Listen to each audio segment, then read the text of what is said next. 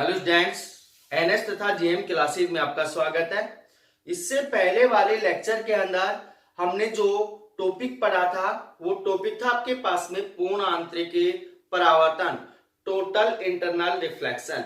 तो total internal reflection के बारे में मैं आपको अच्छे से बता चुका था कि आपके पास में टोटल इंटरनल रिफ्लेक्शन होता क्या है और इसके लिए जो कंडीशंस हैं वो कंडीशंस कौन कौन सी हैं और आप उससे जो दैनिक लाइफ है या आपके पास में दैनिक जीवन के अंदर कौन कौन सी घटनाएं देखने को मिलती हैं, इन सब के बारे में मैं आपको बता चुका हूं। तो थोड़ा सा दोबारा से रिपीट कर लेते हैं कि आपके पास में पूर्ण आंतरिक परावर्तन होता क्या है। जब प्रकाश की किरण क्रांतिक कोण से अधिक कोण के ऊपर क्या होती है, आपतित होती है, तो वह वापस उसी माध्यम के अंदर क्या होती है, लौट जाती है या अपवर्तित हो जाती है। प्रकाश की इस घटना को क्या कहते हैं, पूर्ण आंतरिक परावर्तन कहते हैं। पूर्ण रूप से उसी माध्यम के अंदर क्या हो जाती है, वापस आ जाती है, तो इस घटना को क्या कहते हैं, पूर्ण आंतरिक परावर्तन कहते हैं। उससे आगे आपके पास में टॉपिक था कि पूर्ण आंतरिक परावर्तन की शर्तें। तो पूर्ण आंतरिक परावर्तन की शर्तें कौन कौन सी थी, दो शर्तें मैंने आपको बताई थी। फर्स्ट शर्त क्या थी आपके पास में कि पूर्ण आंतरिक परावर्तन के लिए प्रकाश किरण कौन से माध्यम में जानी चाहिए, सघन माध्यम से विरल माध्यम में जानी चाहिए। सेकंड थी आपके पास में कि जो प्रकाश की किरण है वो सदैव आपतन कोण कितना होना चाहिए, क्रांतिक कोण से अधिक होना चाहिए। अगर क्रांतिक कोण से कम होता है या क्रांतिक कोण के समान होता है तो पूर्ण आंतरिक परावर्तन की घटना देखने को नहीं मिलती है। उससे आगे आपके पास में टॉपिक था कि पूर्ण आंतरिक परावर्तन पर आधारित घटनाएं। तो पूर्ण आंतरिक परावर्तन के ऊपर आधारित घटनाएं कौन कौन सी घटनाएं थी आपके पास में। पहला था आपके पास में मरीचिका। मरीचिका को मैंने आपको अच्छे से समझा दिया था। दूसरा था आपके पास में हीरे का चमकना।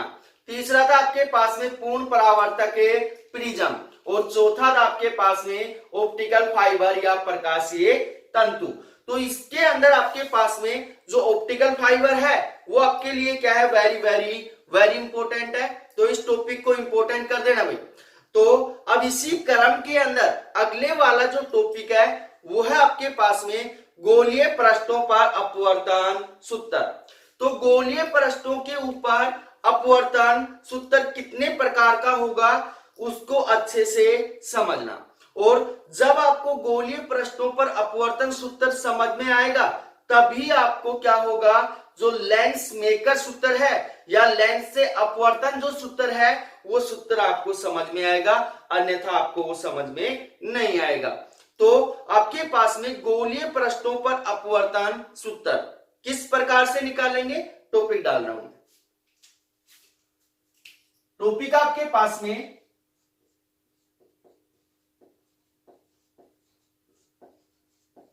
गोलीय पृष्ठों पर अपवर्तन सूत्र,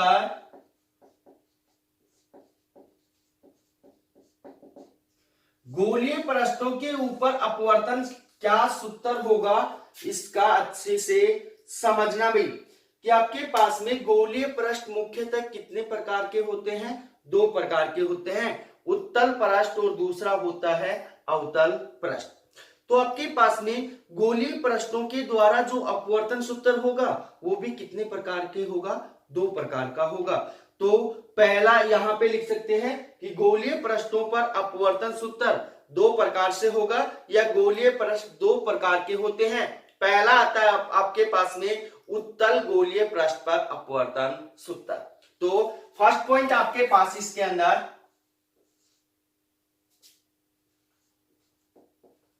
उत्तल गोलीय पृष्ठ पर अपवर्तन सूत्र। उत्तल गोलीय पृष्ठ पर अपवर्तन सूत्र किस प्रकार से निकालेंगे उसको अच्छे से समझना भाई। कि माना आपके पास में एक उत्तल गोलीय पृष्ठ है, ये क्या है, उत्तल गोलीय पृष्ठ है, ये लो भाई। इस उत्तल गोलीय पृष्ठ का ये क्या है, मुख्य अक्ष है। ये क्या है, इसका मुख्य अक्ष है और ये इसका क्या है, ध्रुव बिंदु O है। क्या है, ध्रुव बिंदु O है।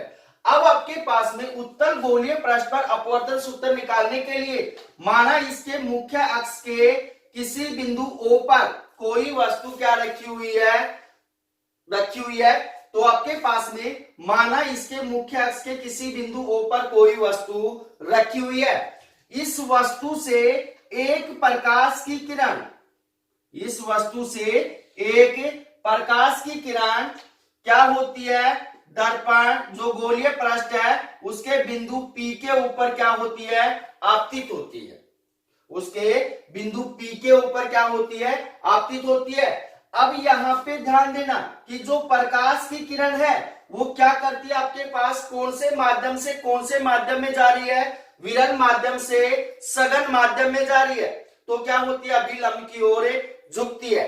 तो आपके पास में ये कैसा पृष्ठ, आपके पास में उत्तल गोलीय पृष्ठ है, तो इसका जो वक्रता केंद्र होगा वो कहां होगा, इस साइड होगा, इस साइड होगा, दाहिनी साइड होगा। तो आपके पास में आपतित बिंदु तथा वक्रता केंद्र C को जो मिलाने वाली रेखा है वो सदैव किसका कार्य करती है, अभिलंब का कार्य करती है। किसका कार्य करती है, अभिलंब का कार्य करती है। क्योंकि मैं पहले आपको बता चुका हूं कि आपके पास में आपतित बिंदु तथा वक्रता केंद्र C को मिलाने वाली जो रेखा है वो सदैव किसका कार्य करती है, अभिलंब का कार्य करती है। तो आपके पास में ये जो आपके पास में आपतित किरण है ये कौन से माध्यम में जा रही है, विरल माध्यम से सघन माध्यम में जा रही है। तो ये क्या होती है, अभिलंब की ओर झुक जाती है, अभिलंब की ओर झुक जाती है तथा मुख्य अक्ष को कहां पे प्रतिच्छेद करती है, I पर प्रतिच्छेद करती है। मुख्य अक्ष को कहां पे प्रतिच्छेद करती है, I पर प्रतिच्छेद करती है। इसलिए वस्तु का जो प्रतिबिंब है वो कहां बन रहा है, I के ऊपर बन रहा है। तो ये बात आपको समझ में आ गई होगी कि आपके पास में ये जो I पर प्रतिच्छेद करेगी तो वस्तु का प्रतिबिंब कहां पे बनेगा, I के ऊपर बनेगा। अब आपके पास में ये आपतित किरण है और ये क्या है, अभिलंब है। आपतित किरण और अभिलंब के मध्य बनने वाला कोण कौन सा कोण कहलाता है, आपतन कोण कहलाता है। कौन सा कोण कहलाता है, आपतन कोण I है। तथा अपवर्तित किरण तथा अभिलंब के मध्य बनने वाला जो कोण है वो कौन सा कोण कहलाता है, अपवर्तन कोण R कहलाता है। तो आपके पास ये कौन सा कोण हो गया, आपतन कोण I हो गया और ये क्या हो गया, आपके पास अपवर्तन कोण R हो गया। उससे आगे आपके पास में PO डैश, क्योंकि O यहां मान चुके हो आप, PO डैश मुख्य अक्ष के ऊपर क्या है, लंब है। PO डैश मुख्य अक्ष के ऊपर क्या है, लंब है, जिसका मान मान लिया आपके पास में कितना है, H है। PO डैश का मान कितना है, H है। मानना चाहो तो मान लो, नहीं मानना चाहते हो तो PO डैश ही मान सकते हो इसको। तो PO डैश मुख्य अक्ष के ऊपर क्या है, लंब है। अब उससे आगे ध्यान देना कि आपके पास में वस्तु, प्रतिबिंब तथा वक्रता केंद्र C मुख्य अक्ष के साथ क्रमशः अल्फा, बीटा तथा गामा कोण बनाते हैं। कितना कोण बनाते हैं, गामा कोण बनाते हैं। तो ध्यान देना कि आपके पास में वस्तु, वक्रता केंद्र C और जो आपके पास में क्या है, प्रतिबिंब I है, वो मुख्य अक्ष के साथ क्रमशः अल्फा, गामा, बीटा कोण क्या करते हैं, बनाते हैं। या इसको हम ऐसे भी बोल सकते हैं, आपतित किरण, अपवर्तित किरण तथा अभिलंब मुख्य अक्ष के साथ क्रमशः अल्फा, बीटा तथा गामा कोण बनाते हैं। अब उससे आगे यहां तक तो आप इसका डायग्राम बना लो। अब इससे आगे क्या करना है आपको, यदि आपके पास में प्रथम माध्यम का जो अपवर्तनांक है वो कितना है, मान लिया आपके पास में N1 है, और दूसरे माध्यम का जो अपवर्तनांक है वो कितना है, N2 है। कितना है, N2। तो आपके पास में स्नेल के नियम से, स्नेल के नियम से क्या होगा भाई, आपके पास N21 दूसरे माध्यम का प्रथम माध्यम के सापेक्ष अपवर्तनांक कितना होगा, N21 बराबर होगा N2 बटे कितना होगा, N1। N2 बटे N1। बराबर कितना हो जाएगा आपके पास में साइन आई बटे कितना होगा साइन आर होगा, साइन आई बटे साइन आर। अब यहां पे ध्यान देना कि आपके पास में जो प्रकाश की किरण है वो कौन से माध्यम में जा रही है, विरल माध्यम से सघन माध्यम में जा रही है। इस कारण से आपके पास में साइन आई क्या हो गया ऊपर आ गया और साइन आर क्या हो गया नीचे आ गया। अगर प्रकाश की किरण कौन से माध्यम से, सघन माध्यम से विरल माध्यम में जाता है, तब आपके पास में यहाँ क्या होता साइन आर बटे साइन आई होता। तो आपके पास में यहां पे ध्यान देना, यह आ गया आपके पास समीकरण नंबर 1। अब उससे आगे देखना, यदि आपके पास में ये जो द्वारक आपने लिया है, उत्तल गोलीय परस जो आपने लिया है, वो क्या है, उसका द्वारक क्या है, बहुत छोटा है। तो यहां पे लिखेंगे यदि द्वारक बहुत छोटा है तब आपके पास द्वारक छोटा होगा तो आपके पास में जो आपतन कोण आई है तथा अपवर्तन कोण आर है वो भी क्या होंगे, बहुत छोटे होंगे। तो आपके पास में जब द्वारक छोटा होगा थीटा का मान भी क्या होगा, छोटा होगा। तो साइन थीटा बराबर कितना होगा, थीटा होगा। तो आपके पास में साइन आई बराबर कितना होगा, आई होगा। और आपके पास में साइन आर बराबर कितना होगा, 8 होगा। तो इस बात का ध्यान रखना भाई, यदि क्या है द्वारक बहुत छोटा है तब आपके पास में आपतन कोण आई तथा अपवर्तन कोण आर का मान क्या होगा, बहुत छोटा होगा। इसलिए दोनों मान उठाकर यहां डालेंगे तो आपके पास क्या होगा, n2 बटे n1 बराबर कितना होगा आपके पास में, यहां पे हो जाएगा आई बटे कितना हो जाएगा, आर हो जाएगा। अब क्या करते हैं, इसको क्रॉस मल्टीप्लाई करते हैं, n2 को r से और n1 को i से। तो क्या मान आएगा आपके पास में, जो मान आएगा आपके पास वो मान होगा आपके पास में n2r बराबर हो जाएगा n1i। यह आ गया आपके पास समीकरण नंबर 2, समीकरण नंबर 2। अब इसके अंदर देखना भाई कि आपके पास में समीकरण 2 के अंदर हमें किसका मान चाहिए, आई और आर का मान चाहिए। किसका मान चाहिए, आई और आर का मान। तो आई और आर का मान कैसे निकालेंगे उसको अच्छे से समझना कि आपके पास में यहाँ पे आपतन कोण क्या है, आई है, और यहाँ पे क्या है आपके पास में अपवर्तन कोण आर है। तो आपके पास में ये जो आपतन कोण आई है, अपवर्तन कोण आर है, इसका मान किस प्रकार से निकालेंगे। तो हम जानते हैं कि त्रिभुज के दो आंतरिक कोणों का योग तीसरे बाह्य कोण के क्या होता है, समान होता है। तो आपके पास में एक क्या है, त्रिभुज है, इसके दो आंतरिक कोणों का योग तीसरे बाह्य कोण के क्या होता है, समान होता है। तो यहां पे ध्यान देना कि आपके पास में ये बाह्य कोण बनाएंगे, कैसे बनाएंगे, कौन सा त्रिभुज ले, त्रिभुज POC, क्योंकि त्रिभुज के दो आंतरिक कोणों का योग तीसरे बाह्य कोण के क्या होगा, समान होगा। तो यहां लिखेंगे हमें त्रिभुज POC में, त्रिभुज POC में क्या हो जाएगा आपके पास में, त्रिभुज के दो आंतरिक कोणों का योग तीसरे बाह्य कोण के क्या होगा, समान होगा। तो क्या होगा आपके पास में, कोण आई बराबर हो जाएगा आपके पास में अल्फा प्लस में गामा, अल्फा प्लस में गामा, क्योंकि ये कोण कितना है, अल्फा है, और ये कोण कितना है, गामा है। इन दोनों का जो योग होगा वो तीसरे बाह्य कोण के क्या होगा, समान होगा। तो यहाँ पे आप लिख सकते हो कि त्रिभुज के दो आंतरिक कोणों का योग तीसरे बाह्य कोण के क्या होता है, समान होता है। तो आई का मान आपके पास आ चुका है। अब हमें किसका मान चाहिए, आर का मान चाहिए। किसका मान चाहिए, आर का। तो आर का मान आपके पास यहाँ पे है, तो आर का मान कैसे निकाले भाई, ये आर है, ये कितना है, बीटा है। तो यहाँ पे कैसा त्रिभुज बनाओ कि त्रिभुज के दो आंतरिक कोणों का योग तीसरे बाह्य कोण के क्या हो जाए, समान हो जाए। तो कौन सा त्रिभुज होगा, PCI। PCI के अंदर आपके पास में दो आंतरिक कोण कौन कौन से है, बीटा और आर, और आपके पास बाह्य कोण कौन सा है, तीसरा गामा है। तो आपके पास क्या हो जाएगा, यहां पे लिखेंगे त्रिभुज PCI में दो आंतरिक कोणों का योग तीसरे बाह्य कोण के क्या होगा, समान होगा। इसलिए आपके पास में गामा बराबर कितना हो जाएगा आपके पास में, गामा बराबर हो जाएगा आर प्लस में बीटा।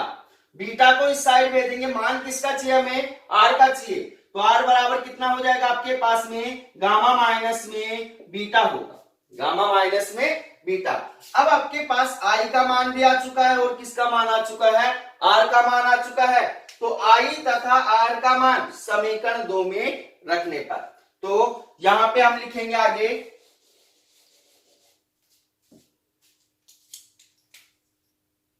आई तथा आर का मान समीकरण 2 में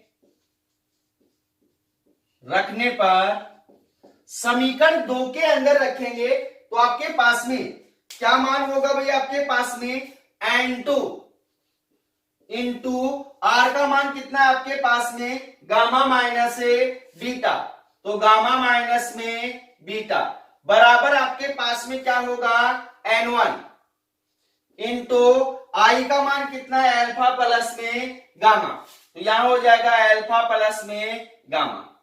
तो n2 को इन दोनों संख्याओं के साथ मल्टीप्लाई कर दो, n1 को भी इन दोनों संख्याओं के साथ क्या कर दो, मल्टीप्लाई कर दो, तो क्या होगा आपके पास में n2 गामा माइनस में n2 बीटा बराबर n1 अल्फा प्लस में n1 गामा।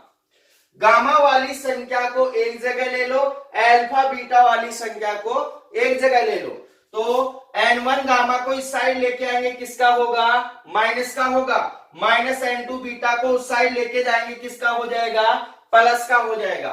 तो क्या मान होगा भाई आपके पास में, n2 गामा माइनस में n1 गामा बराबर कितना होगा आपके पास में, n1 अल्फा प्लस में n2 बीटा, क्योंकि n2 बीटा उस साइड जाएगा, किसका होगा, प्लस का होगा।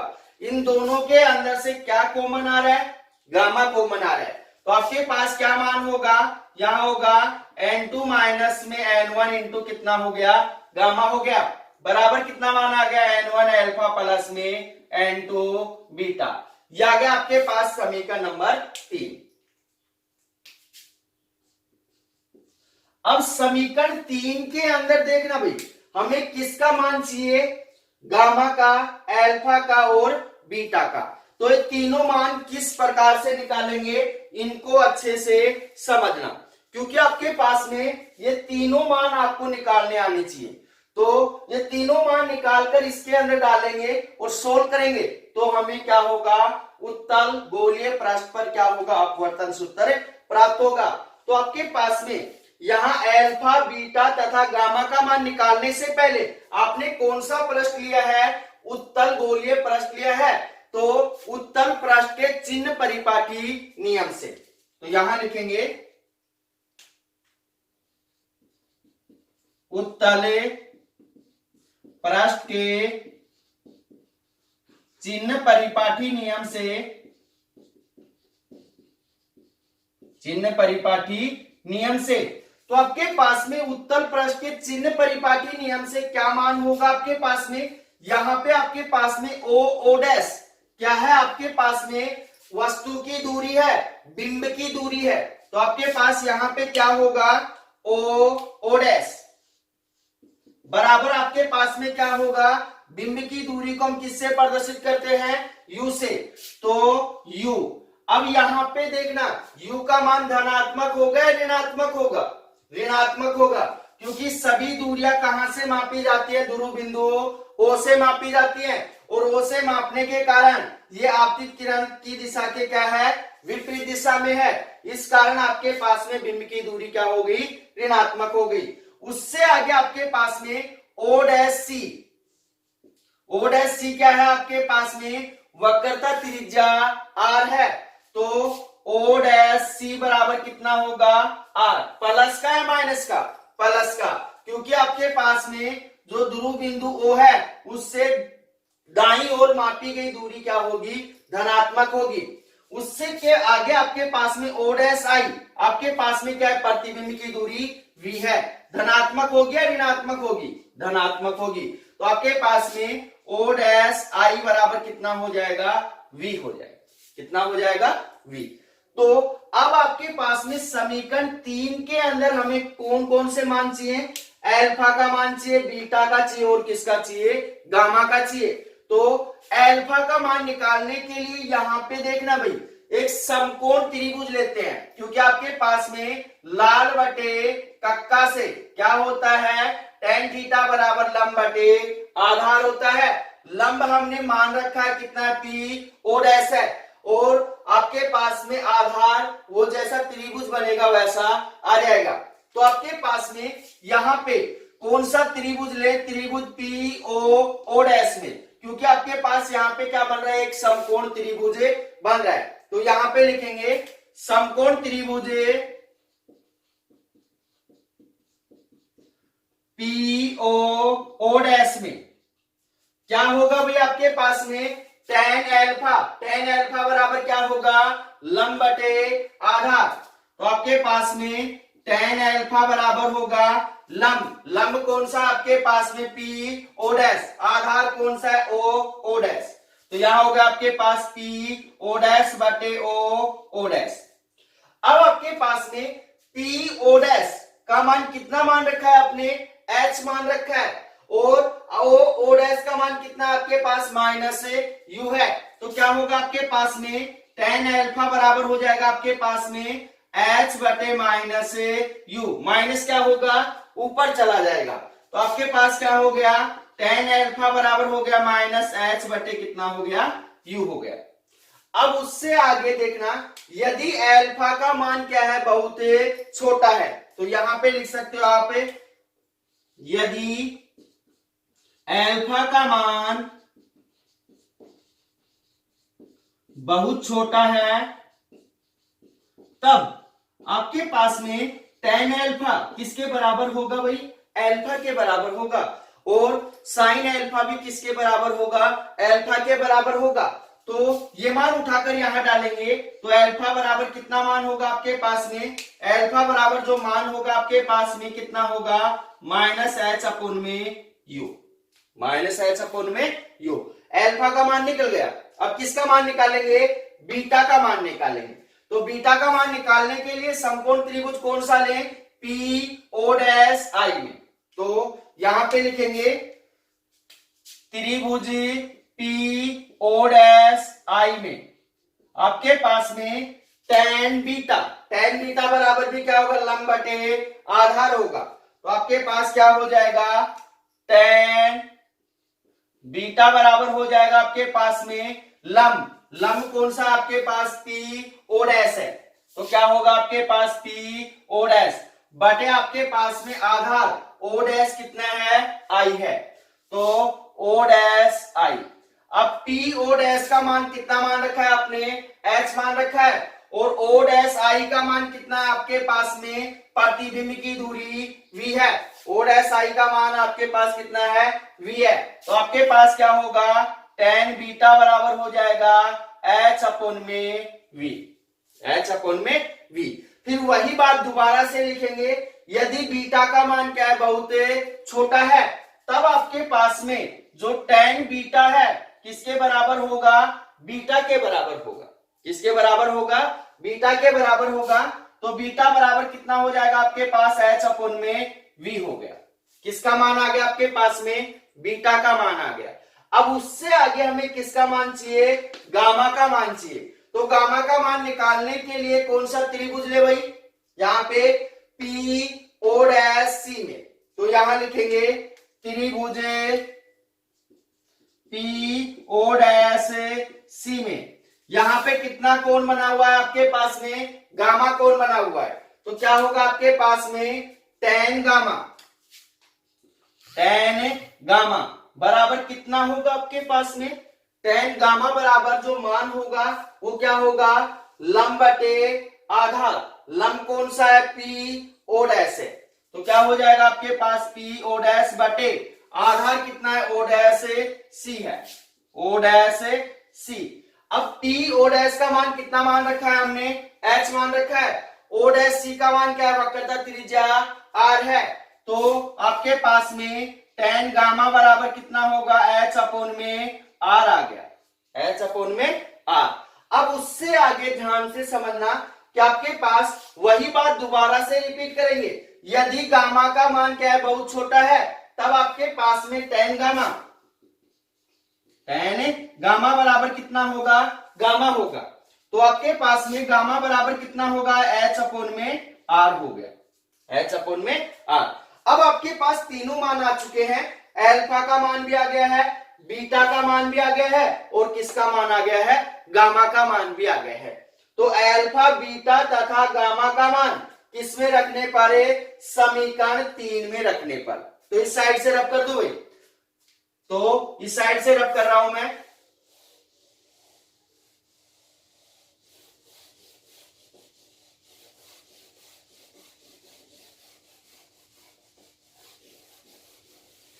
तो यहां पे लिखेंगे अल्फा, बीटा तथा गामा का मान समीकरण 3 में रखने पर, तो रखो भाई अल्फा, बीटा तथा गामा का मान समीकरण 3 के अंदर रखो।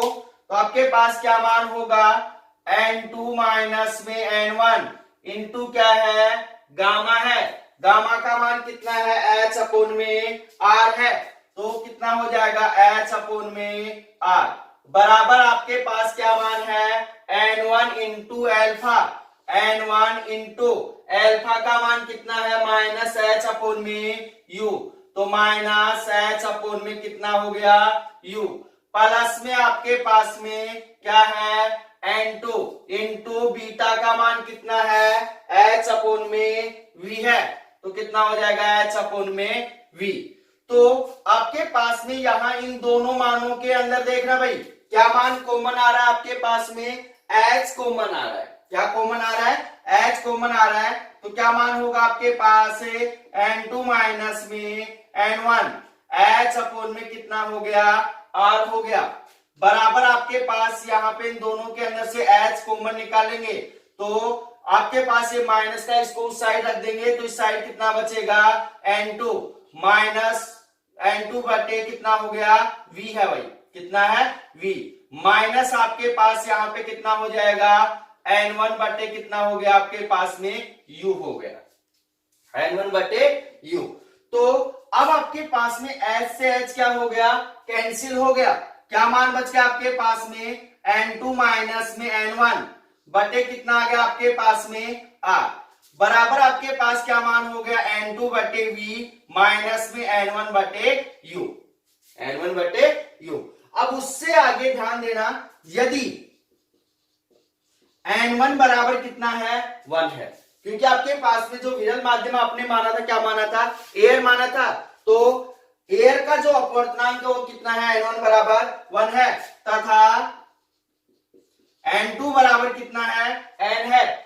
तब आपके पास में क्या समीकरण होगा, n2 बराबर n डाल देंगे और n1 बराबर कितना डाल देंगे, 1 डाल देंगे, तो क्या होगा, n माइनस 1 बटे कितना हो गया, r, बराबर हो गया आपके पास n बटे v माइनस कितना हो जाएगा, 1 अपोन में u। ये क्या हो गया भाई आपके पास में, उत्तल गोलीय पृष्ठ पर अपवर्तन सूत्र आ गया।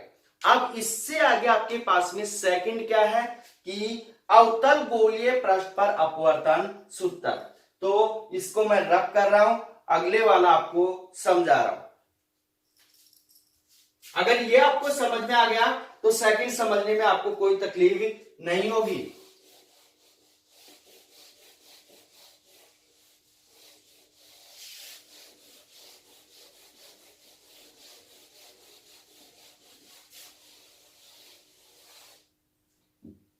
अगला टॉपिक आपके पास में अवतल पृष्ठ पर अपवर्तन सूत्र। अवतलित पृष्ठ पर अपवर्तन सूत्र।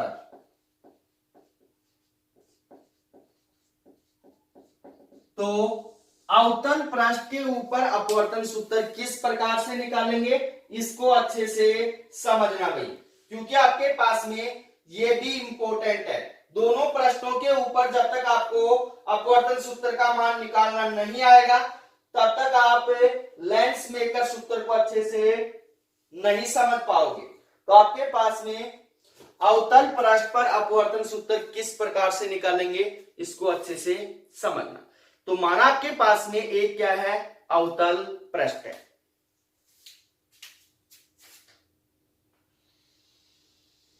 एक क्या है, अवतल पृष्ठ है और ये इसका क्या है, मुख्य अक्ष है। ये इसका क्या है, मुख्य अक्ष है। अब आपके पास में इस अवतल पृष्ठ के मुख्य अक्ष के किसी बिंदु O पर कोई वस्तु रखी हुई है, कोई वस्तु रखी हुई है। इस वस्तु से एक प्रकाश की किरण, इस वस्तु से एक प्रकाश की किरण अवतल पृष्ठ के बिंदु P के ऊपर क्या होती है, आपतित होती है। बिंदु P के ऊपर क्या होती है, आपतित होती है। तो आपके पास में पृष्ठ कैसा है, अवतल है। तो इसका वक्रता केंद्र C क्या होगा, इस साइड होगा। वक्रता केंद्र C क्या होगा, बाईं साइड होगा। तो वक्रता केंद्र C तथा आपतित बिंदु को मिलाने वाली जो रेखा है वो सदैव किसका कार्य करती है, अभिलंब का कार्य करती है। क्या करती है, अभिलंब का कार्य करती है। तो आपके पास में जो प्रकाश की किरण है वो कौन से माध्यम से कौन से माध्यम में जा रही है, विरल माध्यम से सघन माध्यम में जा रही है। तो आपके पास वो क्या होती है, अभिलंब की ओर झुक जाती है। अभिलंब की ओर क्या होती है, झुक जाती है।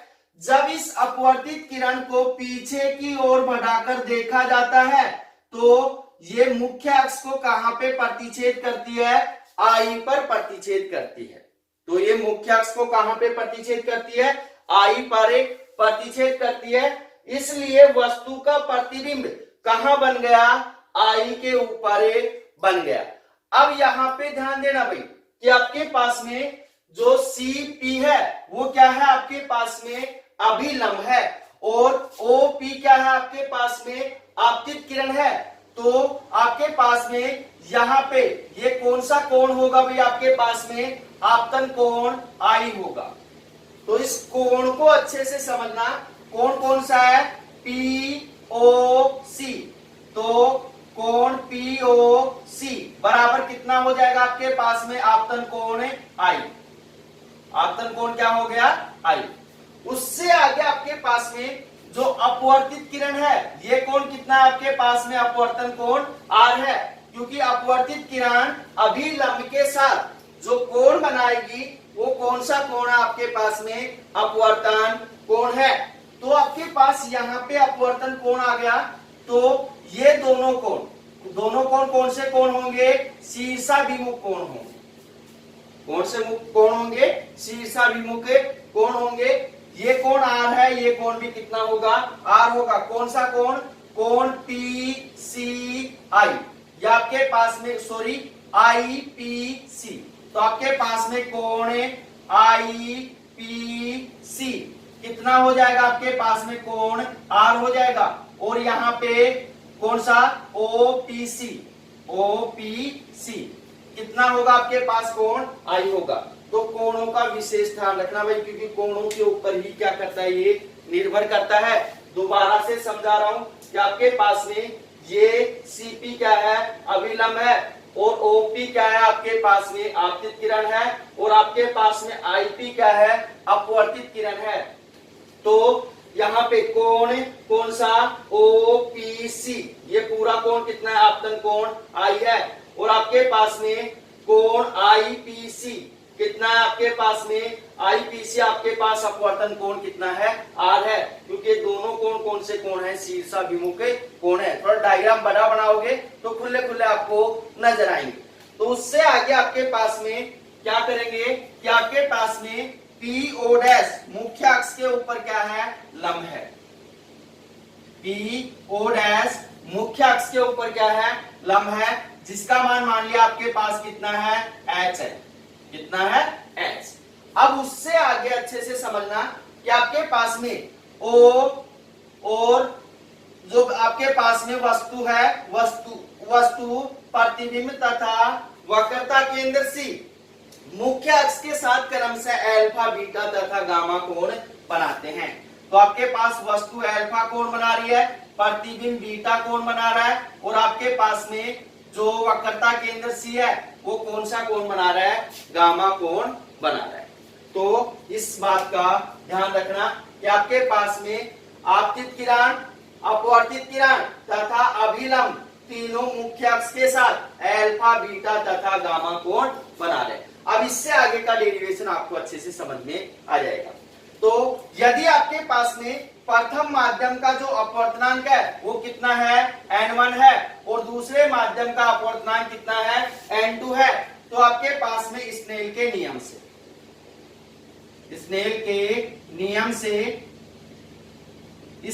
नियम से क्या होगा भाई, आपके पास में n2 बटे n1 बराबर क्या होगा, साइन आई बटे कितना होगा, साइन आर होगा। ये बात आपको समझ में आ गई होगी कि साइन आई बटे साइन आर मैंने क्यों लिखा है, क्योंकि प्रकाश की किरण कौन से माध्यम से कौन से माध्यम में जा रही है, विरल माध्यम से सघन माध्यम में जा रही है। यदि आपके पास में द्वारक क्या है, बहुत छोटा है, तो यहां पे लिख सकते हो यदि द्वारक बहुत छोटा है तब क्या होगा, आपके पास में द्वारक छोटा है तो आपके पास में क्या होगा, साइन आई बराबर कितना होगा, आई होगा, और साइन आर बराबर कितना होगा, आर होगा। ये दोनों मान उठाकर यहां डालेंगे तो आपके पास क्या होगा, n2 बटे n1 बराबर हो जाएगा आपके पास में आई बटे आर। क्रॉस मल्टीप्लाई कर दो भाई, n2 को r से और n1 को i से, तो क्या होगा आपके पास में n2r बराबर हो जाएगा n1i। यह आ गया आपके पास में समीकरण नंबर 1। अब उससे आगे समझना कि आपके पास में समीकरण 1 के अंदर हमें किसका मान चाहिए, जो कोण r है तथा कोण i है उसका मान हमें क्या करना है, निकालना है। तो यहाँ पे ध्यान देना भाई कि आपके पास में कोण किसका, i का मान निकालने के लिए हम कौन सा त्रिभुज लेंगे, त्रिभुज POC, क्योंकि आपके पास ये कोण अल्फा है और ये पूरा कोण कितना है, i है। त्रिभुज के दो आंतरिक कोणों का योग तीसरे बाह्य कोण के क्या होगा, समान होगा। तो यहाँ पे लिखेंगे हमें त्रिभुज POC में, तो इस त्रिभुज POC के अंदर ये कोण कितना है, अल्फा है, ये कोण कितना है, आई है, तो ये तीसरे बाह्य कोण के क्या होंगे, समान होंगे। तो क्या होगा आपके पास, गामा बराबर हो जाएगा आपके पास में अल्फा प्लस में आई। यहाँ पे हम लिख सकते हैं कि त्रिभुज के दो आंतरिक कोणों का योग तीसरे बाह्य कोण के क्या होगा, समान होगा। तो आपके पास मान किसका निकालना है, आई का निकालना है। तो आपके पास में अल्फा को इस साइड भेजेंगे तो क्या मान होगा आपके पास में, यहाँ हो जाएगा आई बराबर हो जाएगा आपके पास गामा माइनस में अल्फा, आई बराबर गामा माइनस अल्फा। अब उससे आगे आपके पास आई का मान आ चुका है, किसका मान चाहिए, आर का मान।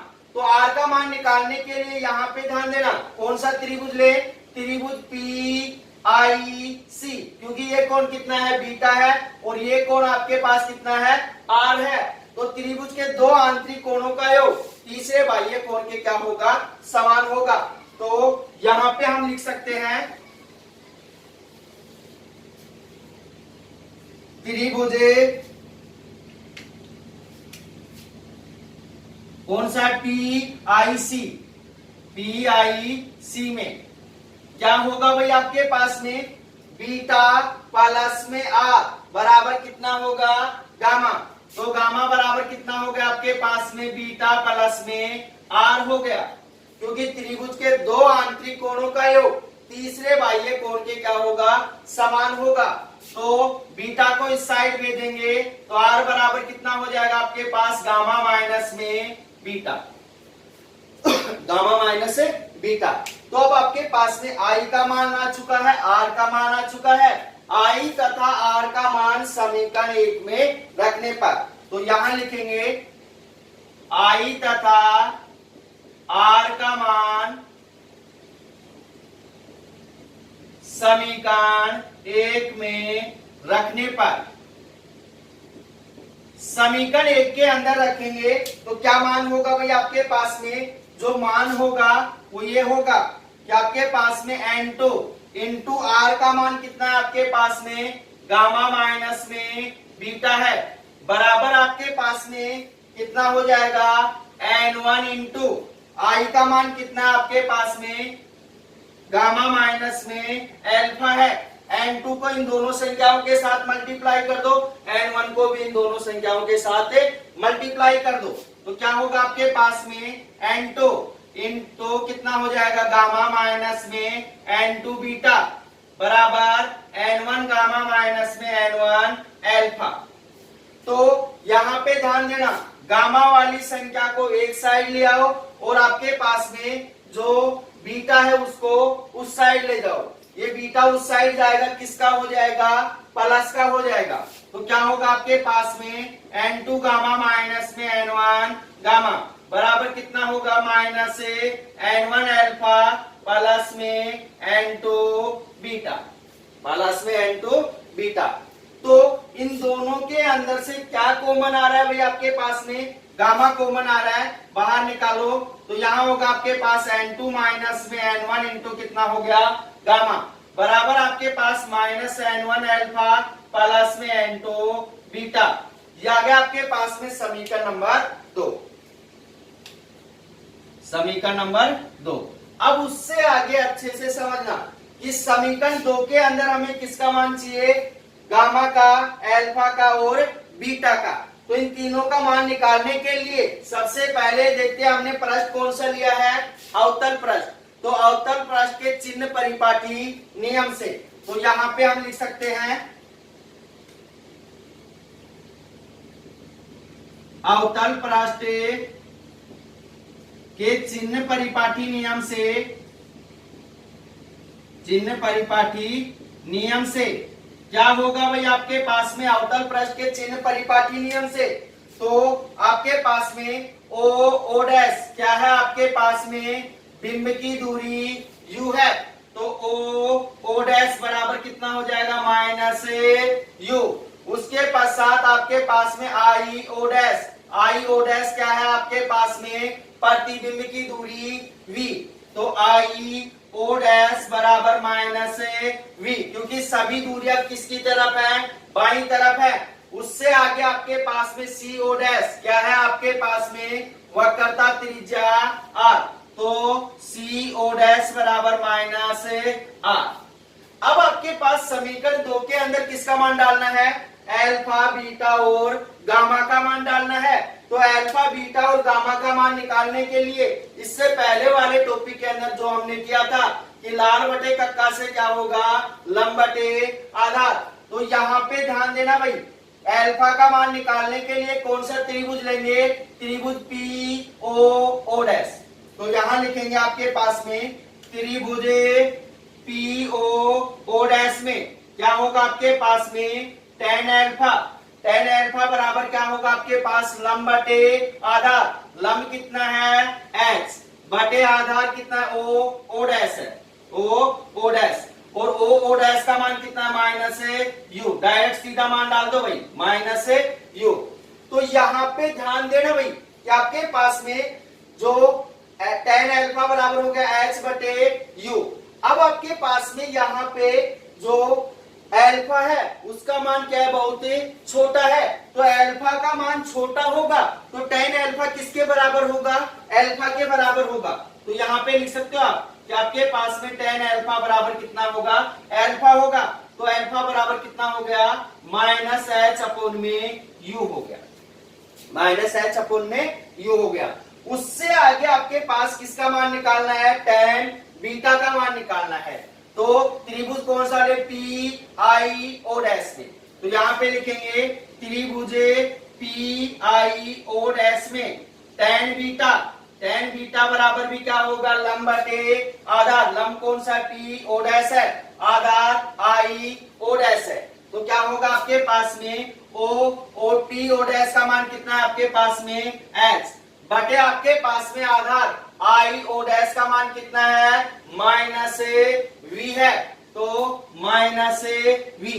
यदि आपके पास में बीटा का मान क्या है बहुत छोटा है, तो tan बीटा किसके बराबर होगा भाई आपके पास में tan बीटा होगा बीटा के, तो बीटा बराबर कितना हो जाएगा माइनस एच अपॉन में वी। उससे आगे किसका मान चाहिए हमें गामा का मान चाहिए, तो क्या होगा आपके पास त्रिभुज कौन सा ले, त्रिभुज पी सी ओ डैश में, त्रिभुज पी सी ओ डैश में क्या होगा आपके पास tan गामा बराबर लंब बटे आधार, लंब कौन सा है h, आधार कौन सा c o डैश, तो c o डैश का मान कितना है माइनस r है, तो कितना हो जाएगा माइनस h बटे r हो जाएगा। तो यदि आपके पास गामा का मान क्या है बहुत छोटा है, तो आपके पास tan गामा बराबर कितना होगा गामा, गामा बराबर हो जाएगा माइनस h अपॉन में r। तीनों मान निकल चुके हैं भाई, आपके पास में अल्फा का मान भी आ चुका है, बीटा का मान भी आ चुका है और गामा का मान भी आ चुका है। तो अल्फा बीटा तथा गामा का मान समीकरण 2 में रखने पर, तो यहां लिखेंगे आगे अल्फा बीटा तथा गामा का मान समीकरण 2 में